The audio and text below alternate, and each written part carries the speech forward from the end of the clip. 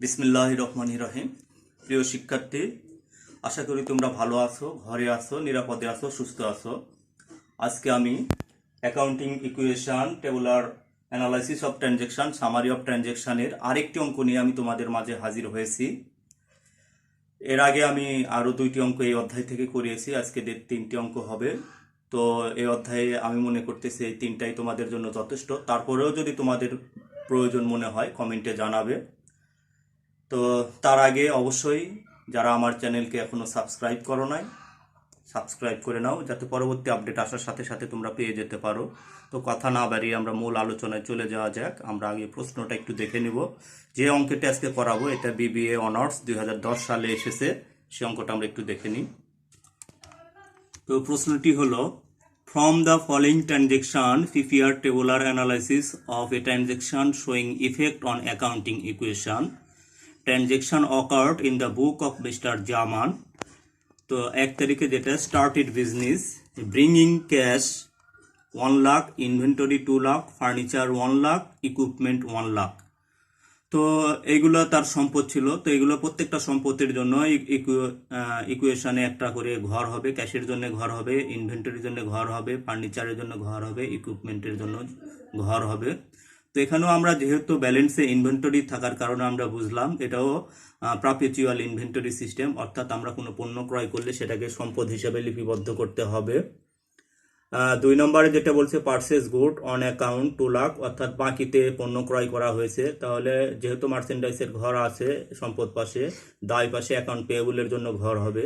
3 month rent, 3 নম্বরে বলছে 3 month rent টাকা 15,000 ওয়ার পেইড ইন অ্যাডভান্স। 3 মাসের ভাড়া অগ্রিম দেওয়া হয়েছে। তো আমরা জানি খরচের অগ্রিম সম্পদ, সেহেতু সম্পদের পাশে প্রিপেড রেন্টের একটা ঘর হবে।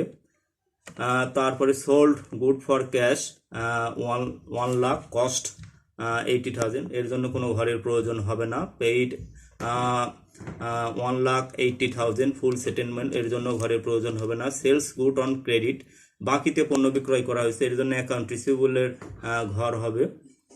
Receive cash from credit sales of transaction, এর জন্য ঘর হবে না। 1 মান্থ রেন্ট স্টেটেড এক্সপেন্সের জন্য ঘর হবে না। তো আমরা দেখলাম যে অ্যাসেট পাশে আমাদের মোটামুটি ব্যালেন্স আছে 4টা এবং নতুন করে 2টি, 6টি ঘর হবে। আর দায় পাশে অ্যাকাউন্ট পেয়েবল এবং অনার্স ইকুইটি 2টি ঘর হবে। তো আমরা আগে চকটি করে নিই। তো প্রিয় শিক্ষার্থী, আমরা ঘর করে নিয়েছি যে অ্যাসেট পাশে 6টি ঘর, cash, account receivable, merchandise, inventory, prepaid rent, furniture, equipment. Liability পাশে অ্যাকাউন্টস পেয়েবল, অনার্স ইকুইটি, আর রিমার্কসের কলাম তো থাকবে, আর ওই পাশে ডেটের কলাম তো থাকবে, ঘর তো তোমরা জানোই। তো 1 তারিখে যে যে সম্পদ নিয়ে আসছিল সে সম্পদের ব্যালেন্স গুলো আমরা আগে লিখে নিই। 1 তারিখে সে সম্পদ নিয়ে আসছে কারবারে, স্টার্টেড বিজনেস, ক্যাশ নিয়ে আসছে 1 লাখ, ক্যাশ 1 লাখ। এরপরে inventory 2 lakh, inventory merchandise inventory ঘরে বসাবো 2 লক্ষ টাকা, এবং ফার্নিচার 1 লক্ষ টাকা, ইকুইপমেন্ট 1 লক্ষ টাকা। ফার্নিচারের ঘরে 1 lakh, equipment 1 lakh, total 5 lakh, total 5 lakh. Owner's equity সে যেগুলো নিয়ে আসছে তার অনার্স ইকুইটি, অর্থাৎ তার মালিকানা সত্ত্ব বৃদ্ধি পাবে। এখানে আমরা রিমার্কসে লিখবো অনার্স ইনভেস্টেড, অনার্স ইনভেস্টেড। তো আমরা প্রত্যেকটা লেনদেনের শেষে আমরা রেখা টেনে দিব। এরপরে 2 তারিখে বলছে পারচেজ গুডস অন অ্যাকাউন্ট, আমরা বাকিতে পণ্য ক্রয় করছি। তো আমি আগেই বলেছি এখানে যেহেতু ইনভেন্টরি মার্চেন্ডাইজ ইনভেন্টরি কলাম করেছি, অর্থাৎ কোনো পণ্য ক্রয় করলে সেখানে সম্পদ হিসেবে বিবেচনা করে আমরা মার্চেন্ডাইজ ইনভেন্টরি ঘরে লিখবো। তো গুড ক্রয় করেছি আমরা 2 লাখ, তো মার্চেন্ডাইজ ইনভেন্টরি ঘরে বসবে 2 লাখ। যেহেতু বাকিতে ক্রয় করছি আমাদের অ্যাকাউন্টস পেয়েবল বৃদ্ধি পাবে, দায় বৃদ্ধি পাবে 2 লক্ষ টাকা।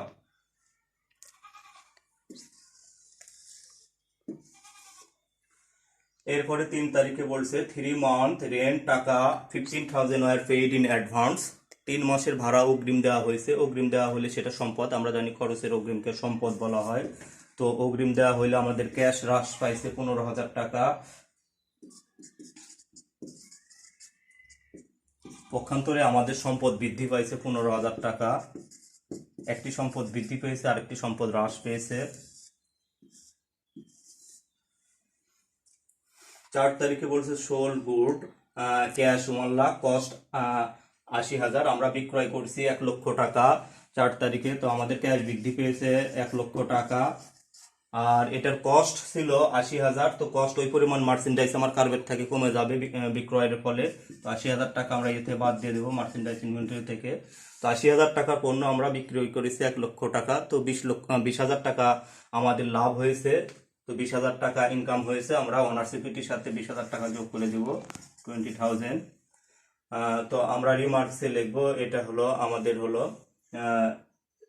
গেইন ফ্রম বা সেলস রেভিনিউ আমরা বলতে পারি, সেলস রেভিনিউ বা gain from merchandise sales, gain from merchandise sales.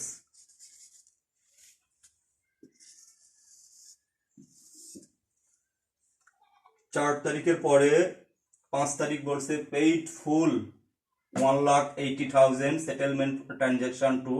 তো ট্রানজেকশন 2তে আমরা 2 লক্ষ টাকার বাকিতে ক্রয় করেছিলাম, তাকে আমরা এখন 1,80,000 টাকা দিয়ে ফুল পেইড মানে সেটেলমেন্ট। তাহলে এখানে আমাদের বারটা পাওয়া গেছে 20,000 টাকা। তো আমরা ক্যাশ পরিশোধ করলাম 1,80,000, ক্যাশ পরিশোধ করলাম আমরা কত 1,80,000। আর অ্যাকাউন্টস পেয়েবল তো টোটালি কমে যাবে যেহেতু ফুল সেটেলমেন্ট 2 লক্ষ টাকা। আর আমরা এর ফলে তারা পাই তো আমাদের কাছে 2 লক্ষ টাকা, কিন্তু আমরা তাকে দিলাম 1,80,000, আমরা বারটা পাওয়া গেল কত 20,000। এটা আমাদের ইনকাম। ইনকাম হলে অনার সিকিউরিটির সাথে যোগ হবে 20,000 টাকা। আমরা এটা লিখবো ডিসকাউন্ট ইনকাম।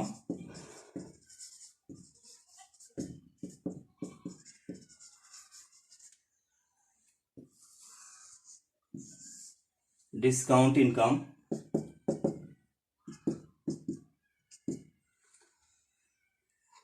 6 তারিখ বলেছে sales good on credit 2 lakh, আবার বিক্রি করা হয়েছে 2 লক্ষ টাকা, বাকিতে বিক্রয় করা হয়েছে। তো বাকিতে বিক্রয় করা হলে ভবিষ্যতে আমরা টাকা পাবো।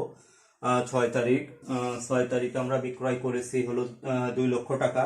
তো 2 লক্ষ টাকা বিক্রয় করলে আমরা বাকিতে বিক্রয় করছি অন ক্রেডিট। তো 2 লক্ষ টাকা আমরা ভবিষ্যতে পাবো, তাহলে অ্যাকাউন্ট রিসিভেবলে যোগ হবে। এটার কস্ট ছিল 1,50,000, কস্টটা মার্চেন্ডাইজ ইনভেন্টরি থেকে বাদ যাবে।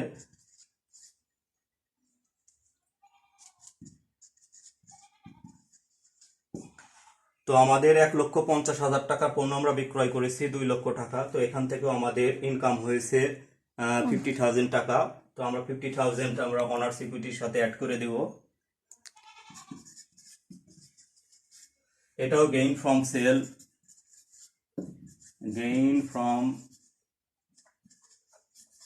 Sell of merchandise.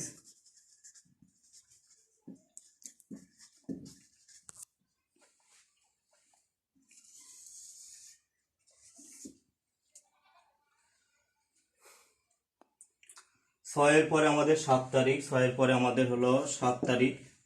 7 তারিখে বলছে receive cash credit sales transaction 6। এই ট্রানজেকশন 6-এর যে আমরা বাকিতে বিক্রয় করেছিলাম 2 লাখ টাকা, সেটার আমরা ক্যাশ পেয়েছি। বলছে লেস 10% ডিসকাউন্ট।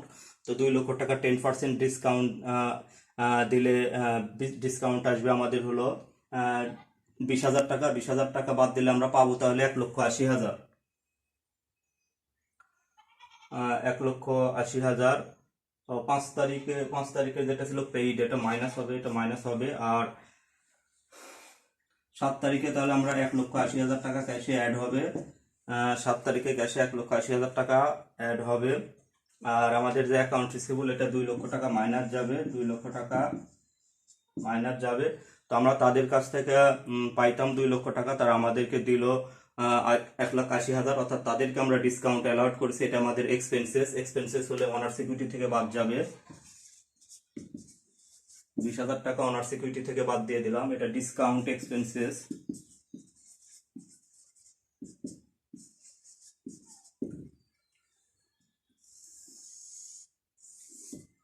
Discount expenses. 8 তারিখে যেটা বলছে 1 month rent treated as expenses. আমরা 3 মাসের ভাড়া অগ্রিম দিয়েছিলাম।